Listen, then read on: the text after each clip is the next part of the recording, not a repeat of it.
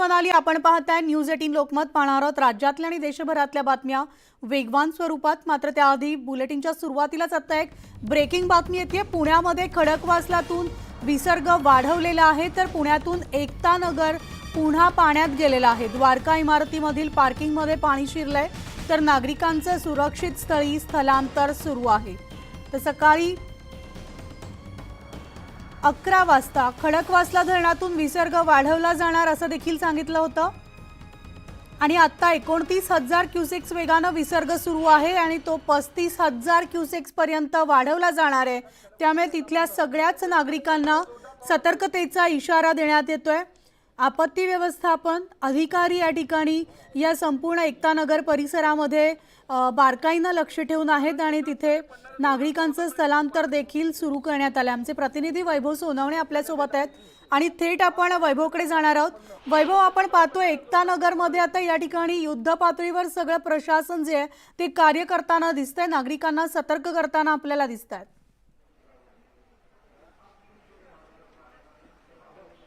मनाली, आज सकाळपासून एकता नगरच्या परिसरामध्ये थोडीशी धाकधूक होती. पाण्याचा विसर्ग खडकवासल्यातून 27,000हून 29,000 वरती नेण्यात आलेला होता आणि आता 11 वाजेच्या दरम्यान हा विसर्ग जो आहे तो 35,000वरती नेला जाईल असं सांगितलं जात आहे. 29,000 विसर्ग केल्यानंतरची परिस्थिती आपण पाहतोय. एकता नगरीमध्ये द्वारका सोसायटी जी आहे तिच्या पार्किंगमध्ये जवळपास घोट्याच्या वरती पाणी साचायला सुरुवात झालेली आहे. बाजूलाच नदी आहे, नदीपात्राला लागून असलेली ही सोसायटी आणि त्याच्यामध्ये आता पार्किंगमध्ये पाणी जे आहे ते साचायला लागले. पाणी साचणार याची पूर्वकल्पना असल्यामुळे नागरिकांनी त्यांच्या सगळ्या गाड्या ज्या आहेत त्या बाहेर पार्क केलेल्या आहेत. आता जी भीती वर्तवण्यात येत होती, सातत्यानं पाऊस सुरू आहे आणि वरून धरण क्षेत्रामध्ये पावसाचं प्रमाण मोठ्या प्रमाणावरती आहे. येवा जो आहे तो मोठ्या प्रमाणावरती आणि या परिस्थितीमध्ये 90% जास्त चारही धरणं भरलेली असल्यामुळे विसर्ग करण्याशिवाय पाटबंधारे विभागाकडे पर्याय नाहीये. ही सगळी एकूण कल्पना आल्यानंतर आता सगळ्या एजन्सीज ज्या आहेत त्या एकत्र आल्यात.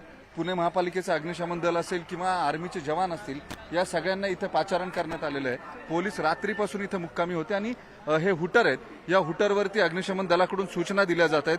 या द्वारका सोसायटीमध्ये जे लोक आता वरती इमारतीमध्ये आहेत त्यांनी बाहेर यावं. काही जण बाहेर आलेले आहेत, काही जण वरतीच आहेत. पाणी वरती येणार नाही पहिल्या मजल्यावरती म्हणून लोक जे आहेत ते अजूनही त्यांच्या घरामध्ये थांबलेले आहेत. सुरक्षित असल्यामुळं लगेच बाहेर यायची गरज नाही असं त्यांचं म्हणणं आहे. या सगळ्या पार्श्वभूमीवरती अग्निशमन दलाचे जवान हे इथं ठाण मांडून उभे आहेत आणि लोकांना जर बाहेर जायचं असेल तर ते त्यांना मदत करतायत.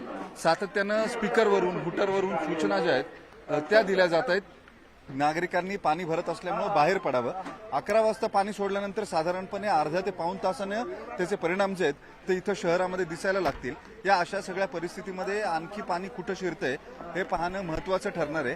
या दरम्यान राज ठाकरे हे सुद्धा इथे येणार आहेत. जी मदत काल मुख्यमंत्र्यांनी दिलेली होती 2 मृतांना, मागच्या वेळी बुडून ज्यांचा मृत्यू झालेला होता त्या 2 मृतांना 10-10 लाख रुपयांचे चेक जे आहेत ते देण्यासाठी राज ठाकरे काही वेळामध्ये इथे येतील. त्याच्यामुळे त्याची लगबग जी आहे ती पाहायला मिळते. मात्र प्रशासनानं पूर्ण खबरदारी जी आहे ती आता घेतलेली आहे. नदीपात्राच्या बाजूला ज्या ज्या वसाहती आहेत, निंबजनगर असेल, एकता नगर असेल, येरवड्यातला काही परिसर असेल, इथं सगळीकडे अशाच प्रकारे जोरजोरात हुटरवर किंवा स्पीकरवरती सूचना ज्या आहेत नागरिकांना त्या दिल्या जात आहेत.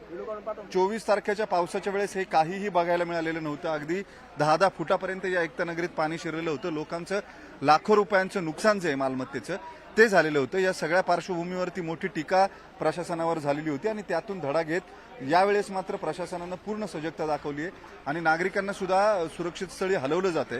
जी शेल्टर होम्स तयार करण्यात आलेली आहेत तात्पुरती, तिथं जवळपास 500 नागरिकांचं आतापर्यंत स्थलांतर केलंय. मात्र नागरिक तिथे गेल्यानंतर आसपास त्यांच्या नातेवाईकांकडे किंवा ओळखीच्या लोकांकडे जाणं जास्त पसंत करतात. म्हणाले निश्चितच वैभव, आपण पाहतोय पुण्यामधली परिस्थिती तुमच्याकडनं जाणून घेतलेली आहे. नागरिकांना सुद्धा इथे या ठिकाणी काही NDRF असेल किंवा अग्निशमन दलाचे जवान सुद्धा आपल्याला दिसत आहेत, तर त्यांच्याकडनं सूचना देण्यात येते. काही नागरिकांचं स्थलांतर अजूनही बाकी आहे, तर नागरिक सुद्धा त्याला प्रतिसाद देत आहेत का?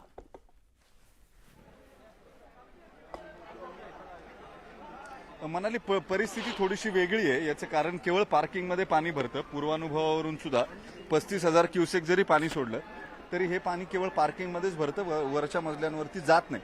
गेल्या वेळेस जे गाड्यांचं नुकसान झालेलं होतं ते यावेळेस होणार नाही. याचं कारण इथून गाड्या हलवण्यात आलेल्या आहेत. केवळ पार्किंगमध्ये पाणी शिरेल त्याची काळजी जी आहे ती घेण्यात आली आणि पहिल्या मजल्यावरचे लोक जे आहेत ते सुरक्षित असल्या कारणाने तिथेच थांबून आहेत. या ठिकाणी वीज पुरवठा सुद्धा काही सोसायट्यांचा बंद करण्यात आलेला आहे, ज्यांचे मीटर खाली आहेत.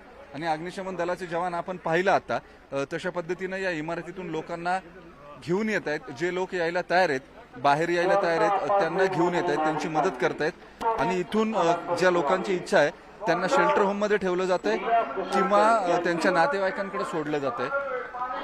आपण पाहतोय हुटरमध्ये घोषणा ज्या आहेत त्या कशा पद्धतीने दिल्या जातात.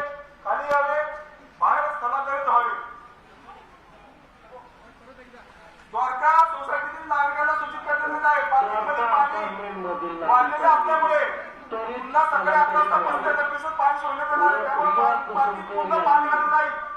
आत्ताच्या आत्ता लोकांनी पाणी आहे आणि आपण सुरक्षित ठिकाणी स्थलांतर करावे. आपण पाहतोय अग्निशमन दलाचे जवान कशा पद्धतीनं सूचना देत आहेत. चिंता जी आहे ती यासाठी जास्त आहे कारण 11 वाजता पाणी आणखी सोडलं जाईल. विसर्ग जो आहे तो वाढवण्यात येणार आहे. त्यामुळे आणखी सोसायट्यांमध्ये पाणी भरू शकते किंवा जिथं भरलंय तिथली पातळी जी आहे ती वाढू शकते. या अशा परिस्थितीमध्ये नागरिकांनी बाहेर यावं असं आवाहन अग्निशमन दलाचे जवान करतायत. त्यांना विचारूया काय काय आपण सूचना देतोय नेमक्या नागरिकांना आणि काय सतर्कता घ्यायला हवी या परिसरातल्या नागरिकांना सकाळपासून सूचना देण्यात येत आहे. खडकवासला धरणात सकाळी 9 वाजता 29,414 क्युसेसने पाणी सोडले होते. त्यामुळे पाणी इकडे आता इथपर्यंत आहे. पुन्हा सकाळी 11 वाजता 35,000 क्युसेसने पाणी सोडण्यात येणार आहे. त्यामुळे पाण्याची पातळी वाढणार आहे. त्याकरता नागरिकांना सतर्क करण्यात आले, त्यांना बाहेर काढण्यात आलेले आहेत. नागरिक सहकार्य करत काय काय नागरिक अजून वरती अडकले त्यांना फायर ब्रिगेडची टीम आपली काढत आहे. त्यांना आमच्या बोटी वगैरे सगळी यंत्रणा आमची सज्ज आहे. रेस्क्यू साहित्य सगळं सज्ज आहे. लोकांना सतर्क आवलेले केलेले आहेत. नागरिकांना सूचना केलेल्या आहेत. पाणी धरण क्षेत्रामध्ये पाणी पाऊस जास्त वाढल्यामुळं पाण्याचा विसर्ग जास्त होऊ शकतो. म्हणजे विसर्ग जो आहे तो धरण क्षेत्रामध्ये सातत्यानं जो पाऊस होतोय त्याच्यामुळे सुरूच राहणार आहे. याचं कारण धरणं सुद्धा जवळपास 90% क्षमतेनं पूर्ण भरलेली आहे. या अशा परिस्थितीमध्ये आता पाटबंधारे विभागाकडे सुद्धा दुसरा कुठला पर्याय दिसत नाहीये पाण्याचा विसर्ग वाढवण्याशिवाय. आणि त्यामुळेच ही सगळी हा विसर्ग जो आहे तो इतक्या मोठ्या प्रमाणावरती वाढवला जातो. याचं कारण 90%पेक्षा जास्त धरणं जी आहेत ती भरून घेता येणार नाहीत. 2 महिने अजून पावसाचे शिल्लक आहेत. या अशा परिस्थितीमध्ये आणखी पाऊस पडणार आहे. त्यामुळे पूर्ण क्षमतेने धरणं भरणं हे तुर्तास तरी अवघड आहे. या सगळ्याची एकूण दक्षता घेऊन आता जो विसर्ग आहे तो केला जातोय. त्यामुळे जे नागरिक ज्यांच्याकडे पाणी भरतं त्यांनी तातडीने अग्निशमन दलाच्या मदतीनं घराबाहेर पडावं असं आवाहन त्यांना केलं जात आहे. निश्चितच. आणि त्यामुळे आता इथला सगळा आढावा जो आहे वैभव तुमच्याकडनं घेत राहणार आहोत. तुर्तास या सविस्तर माहितीसाठी आपले धन्यवाद.